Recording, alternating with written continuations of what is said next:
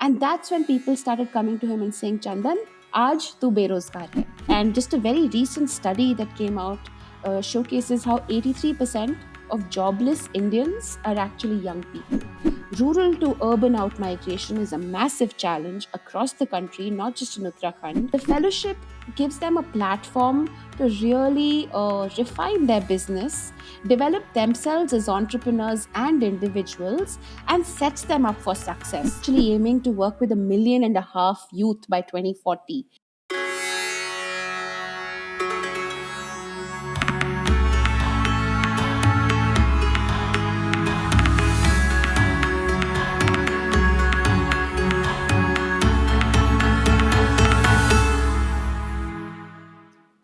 Hello, Namaskar. My name is Amit Varshne, and thank you for joining me on Impactful Journeys. Joining us today is Aadya Singh, the founder of Margshala, and today we'll visit Margshala with her. Welcome, Aadya. How are you? कैसे हो आप?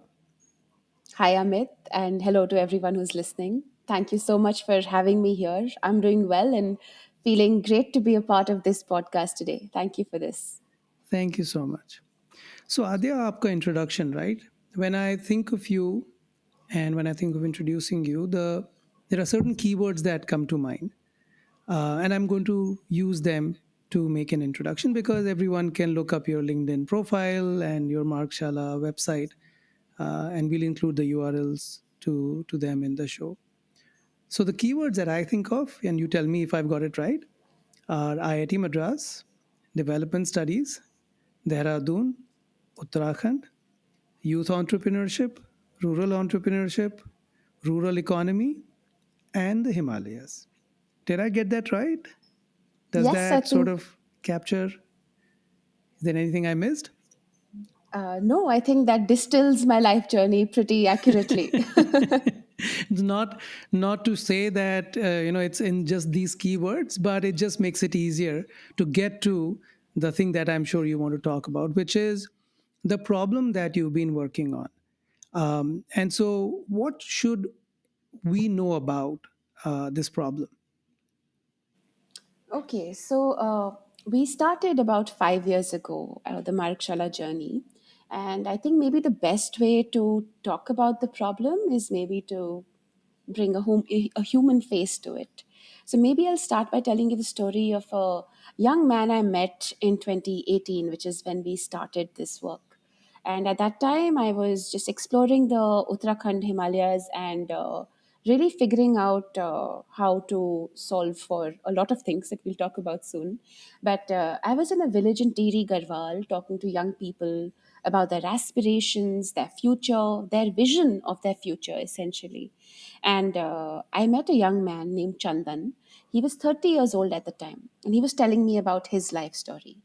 So he told me about the time he was 20 years old, and Chandan had spent about 6 to 7 years at the in the beginning, giving one government job after the other. He faced multiple rejections, went back at it.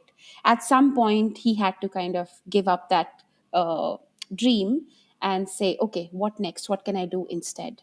And that's the point at which Chandan did what every other young person in his village was doing, which was migrate to Dehradun, a city 4 hours away, and get a job in a restaurant. Again, very typical for most of the youth working there.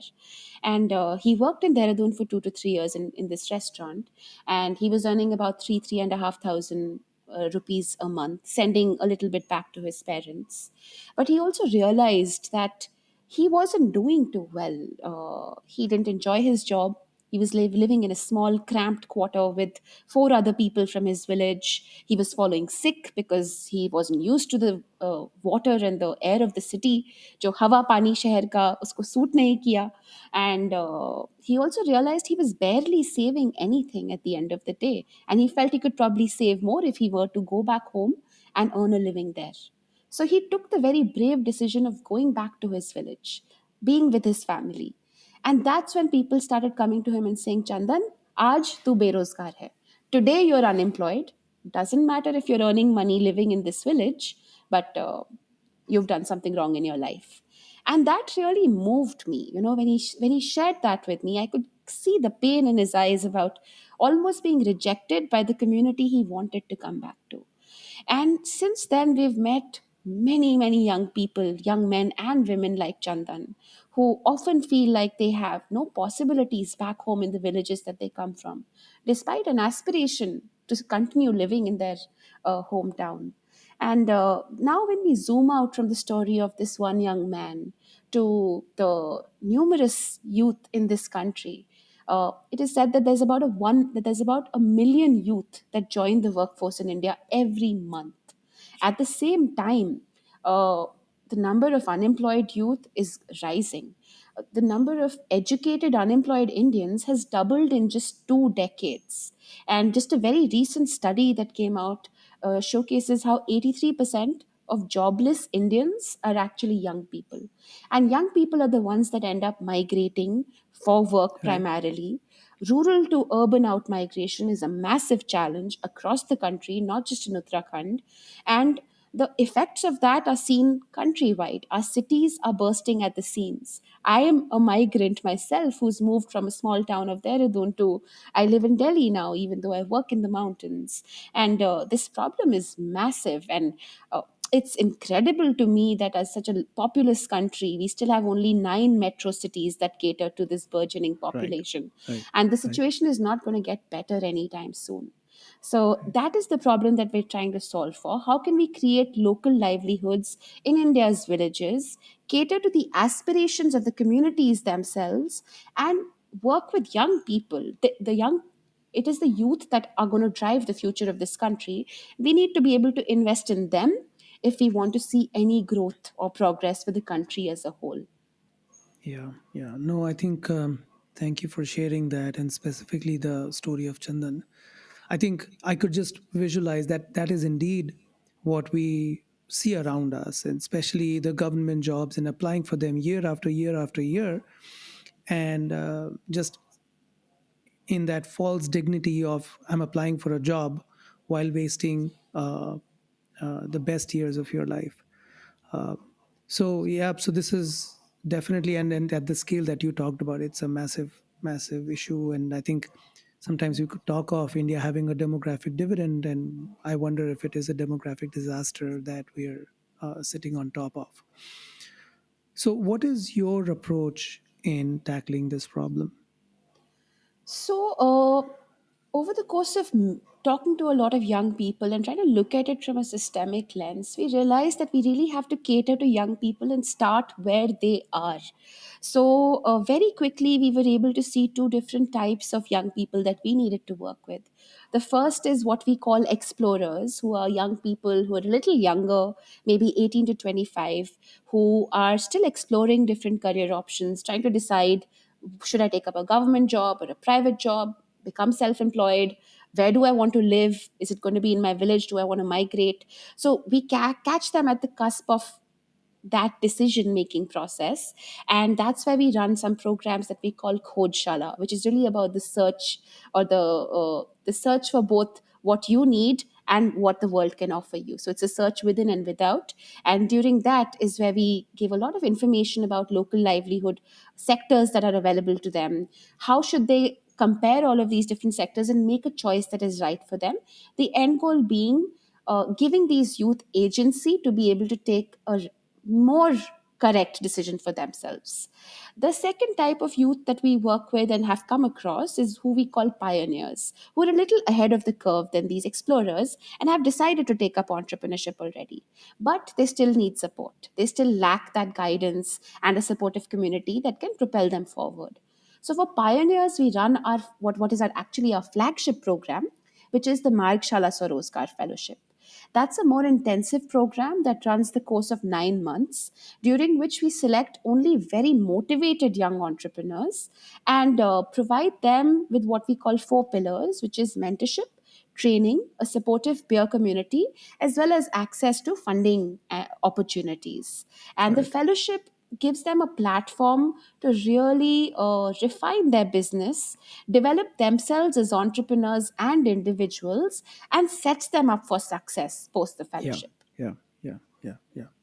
So, how many such Margshala fellows do you support in a year? And where do you want to go? What are your aspirations for the mid to long term?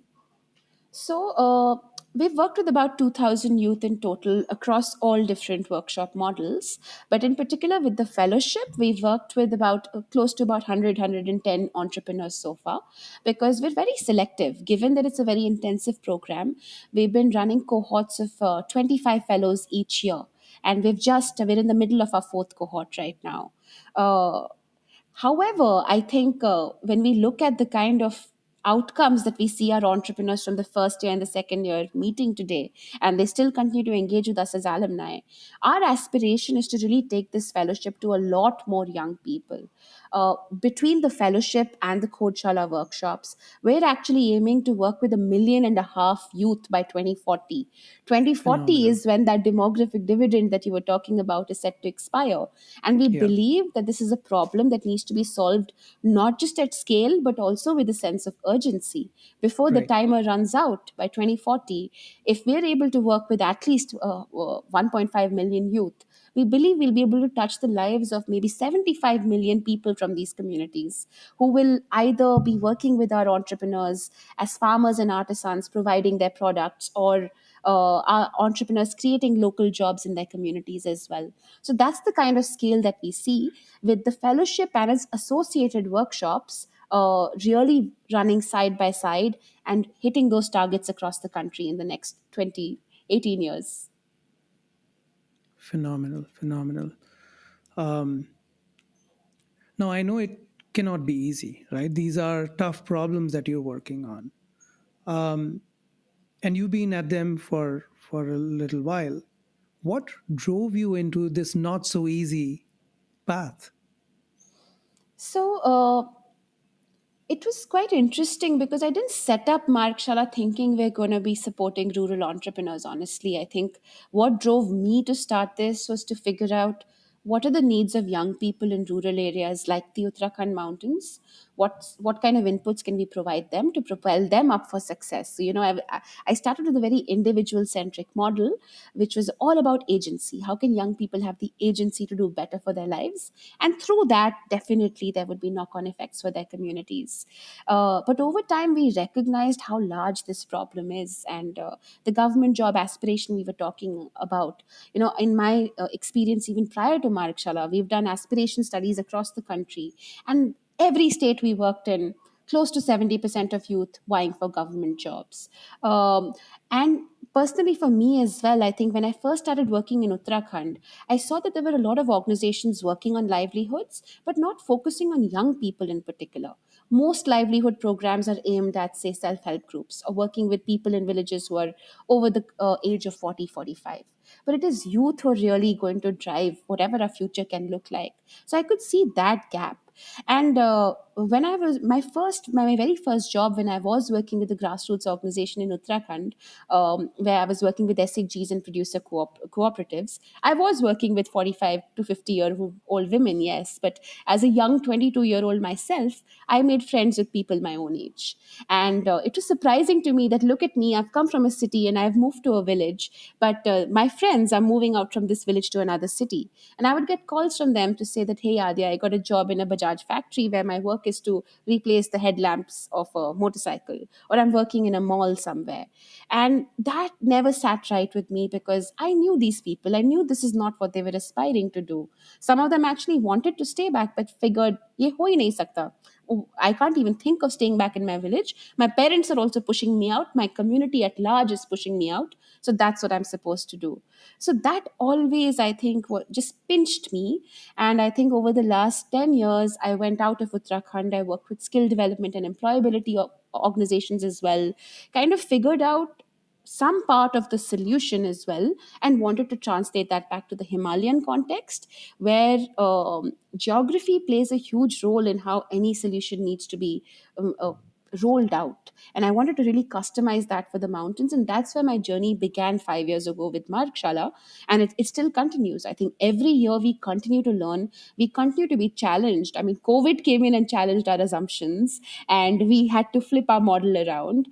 We never started with the idea of entrepreneurship, but that clearly became the one pathway to helping rural economies develop, to create local livelihoods in these villages, so that we can eventually start turning around this demographic dividend story and giving it a different flavor.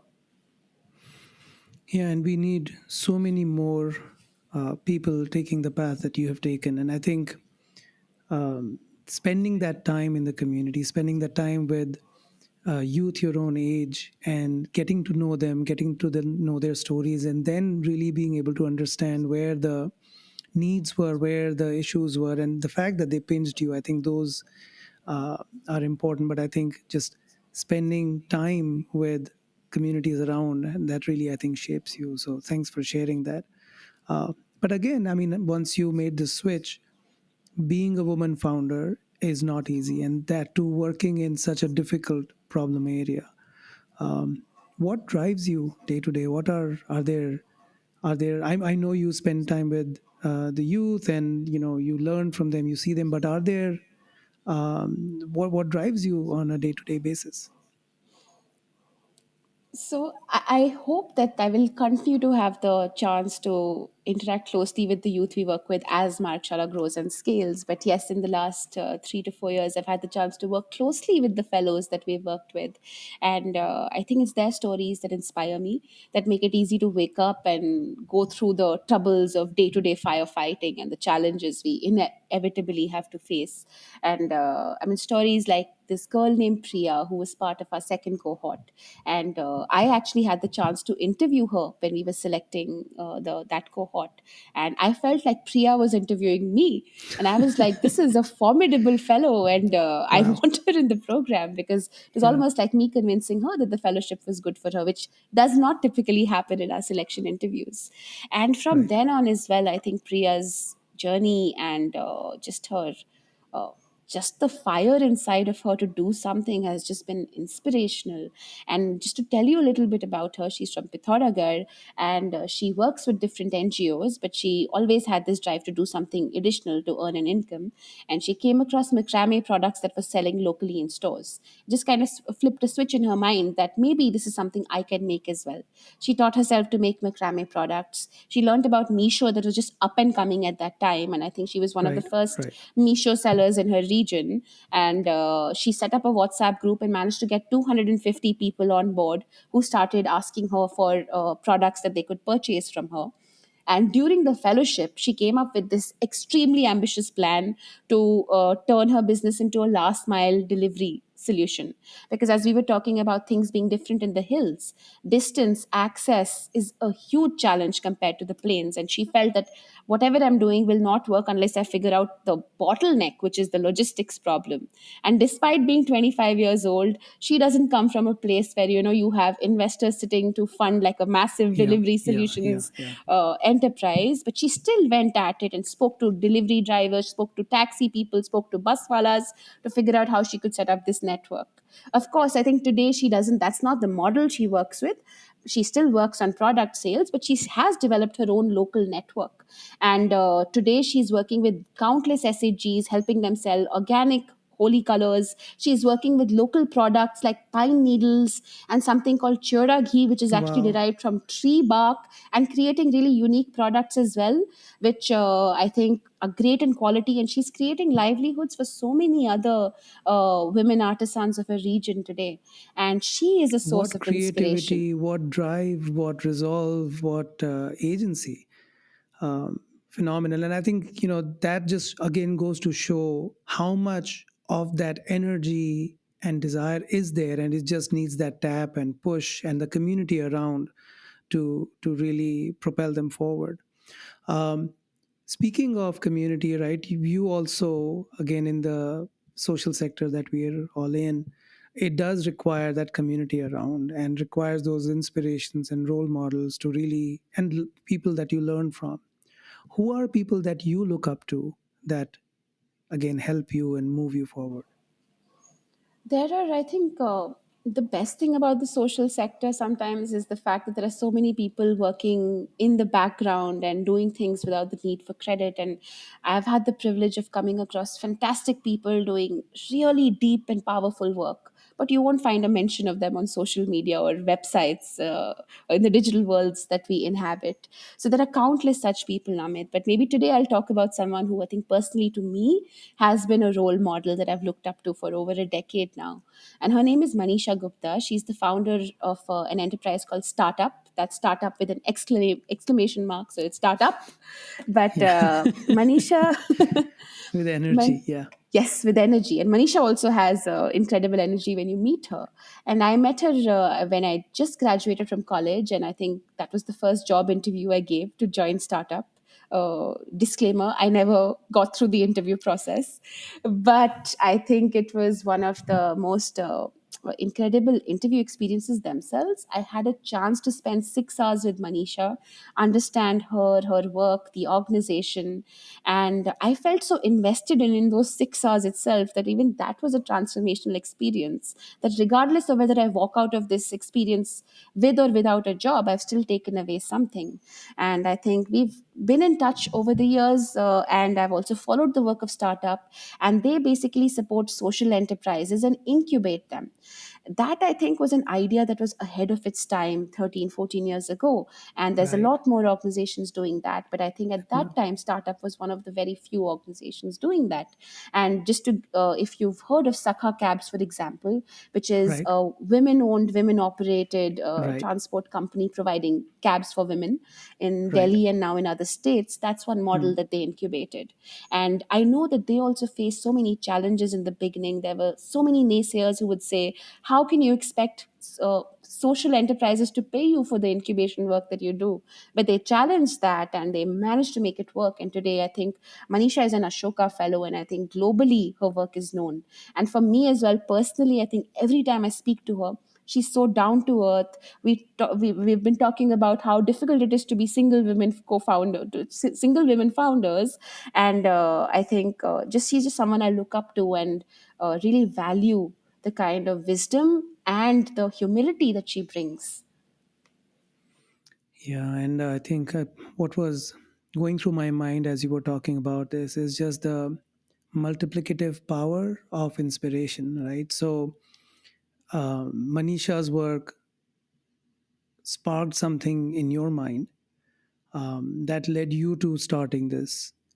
And then now you are training or empowering youth to start their businesses so that they can create a cascading effect, a snowball effect.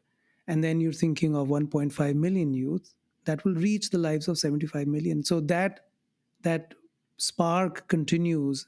It's kind of that relay of the torch that happens. And I think that just sort of reminds us also that in whatever small way, just getting up and taking action, um, and touching the lives of as many as you can, because you never know how that may lead to more multiplicative efforts. So thank you for sharing that. And I think shout out to Manisha for the work that she's done. Um, in addition to fellow I guess leaders and founders in the social sector, one more stakeholder group that really is critical for NGO founders are the donors and supporters, and they become critical in our journey as we move forward. Are there some that you want to uh, call out in how they've been supportive of the work that you've done? Oh, absolutely. And I think there is people without whom probably Margshala may not have started or wouldn't have been where it is today. And I think the first person who comes to mind, who I always credit for Margshala starting, is someone named Pankaj Wadhwa. He is an entrepreneur himself, both in the for-profit and not-for-profit space. And he runs something called Him Joli, which is a brand that provides marketing services to products from the Himalayas. And Pankaj is the one who really, was with us from not just day zero, but day minus one, day minus two, and believed in what we were doing. And he gave us our first tiny little grant of 17,000 rupees, which is what enabled me to just by myself go across Uttarakhand, meet with young people, meet with their families, understand the needs of the region. And that's the time when I met Chandan as well. And without Pankaj's support, I think it would have been very hard to get started. And as a result of that 17,000 grant, he also helped us support the very first pilot of the Margshala Fellowship. And I think just really validated and gave us confidence that we were onto something. I think another couple that I would want to really credit for our journey is are two people called Atul and Jaya Shah. Coincidentally, Atul ji was my very first boss at Chirag, the first job that I worked at, and we stayed in touch. And they run a brilliant initiative called Happy Children's Library at SEAM, where they provide a learning space for not just the children of that community but also the women. And they also helped us find funders in that first year for that first pilot. When I had no experience of fundraising, they just mobilized their troops, everyone they knew in their networks, and we were able to remember the first call that I got from Atulji's brother sitting in the UK saying, "Hey, looks like you're doing interesting work. My brother spoke highly of you, and I'm going to put in so much. And I've talked to my friends, and they'll be supporting Margshala with this and that." Wow. And Wow. suddenly our goals were met, and we were like, "Okay, great, we can do a pilot." And that really was the takeoff place for us. And since then, there's been no looking back. But it is also so important sometimes to look back and credit the people who trusted us when no one really knew what we were on and what we were talking about, honestly. That just again underlines for me, and I'm hoping for everyone that's watching and listening, um, that in this difficult path that people like you take, there is of course that village that helps, bring up the child, that the organization is. But when we talk of donors, it's not just the monetary contribution. While that is important to really keep the gears running, it is that support that they provide, the energy that they provide, the confidence and the trust that they place in the founder, that makes a big difference. I can just imagine and visualize how it must have felt with the Atulji and him reaching out to, and his wife reaching out to their network, and then them coming and looks like you're doing some incredible work. Because for a founder, that just validates that I'm onto something, that I'm doing something that is of meaning and purpose. So yeah, absolutely, and call out to all of your supporters that way. Um, so then coming finally, to from where you are to the direction you want to take, and the scale that you want to reach, what are the challenges currently that you are dealing with, that you are looking for support and help with, in the short term and in the midterm as well?